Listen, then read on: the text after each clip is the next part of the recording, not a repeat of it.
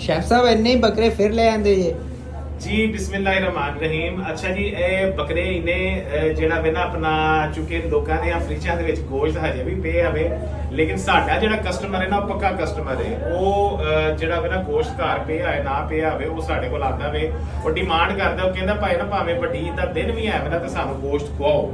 ਅਸੀਂ ਸਵਾਦ ਦਾ ਗੋਸ਼ਤ ਖਾਣਾ ਵੇ, ਅਸੀਂ ਦੇਸੀ ਘਿਓ ਦੇ ਵਿੱਚ ਬਣਿਆ ਆ ਤਾਜ਼ਾ ਗੋਸ਼ਤ ਖਾਣਾ ਵੇ। ਬੱਕਰੇ ਜਿਹੜੇ ਫ੍ਰਿਜ 'ਚ ਪਏ ਨੇ ਉਹ ਜ਼ਾਹਰੀ ਗੱਲ ਹੈ ਹਫਤਾ ਡੇਢ ਹਫਤਾ 2 ਹਫਤੇ ਤੇ ਉਹਨਾਂ ਨੂੰ ਹੋ ਗਏ ਨੇ।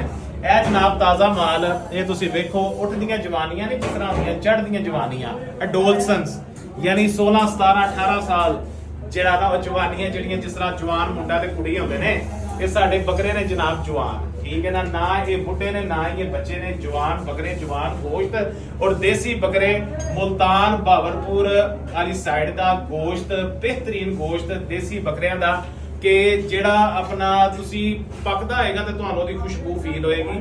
ਜਿਹੜਾ ਗੋਸ਼ਤ ਆਪਣਾ ਇਹਦੇ ਕੋਲ ਤੁਸੀਂ ਕੱਚੇ ਗੋਸ਼ਤ ਦੇ ਕੋਲ ਖਲੋਗੇ ਤੇ ਤੁਹਾਨੂੰ ਖੁਸ਼ਬੂ ਫੀਲ ਹੋਏਗੀ।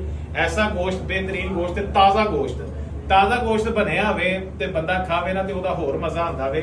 ਤੇ ਤੁਹਾਡੇ ਜ਼ਾਹਰੀ ਗੱਲ ਹੈ ਫਰਿੱਜਾਂ ਦੇ ਵਿੱਚ ਈਦ ਦਾ ਵੀ ਗੋਸ਼ਤ ਪਿਆ ਹੋਣਾ ਹੈ, ਉਹਨੂੰ ਛੱਡੋ ਤੇ ਆਓ ਤਾਜ਼ਾ ਗੋਸ਼ਤ ਖਾਓ, ਇੰਜੋਏ ਕਰੋ ਸਵਾਦ ਦੇ ਖਾਣੇ, ਮਜ਼ੇਦਾਰ ਖਾਣੇ ਤੇ ਤਾਜ਼ਾ ਖਾਣੇ। Thank you.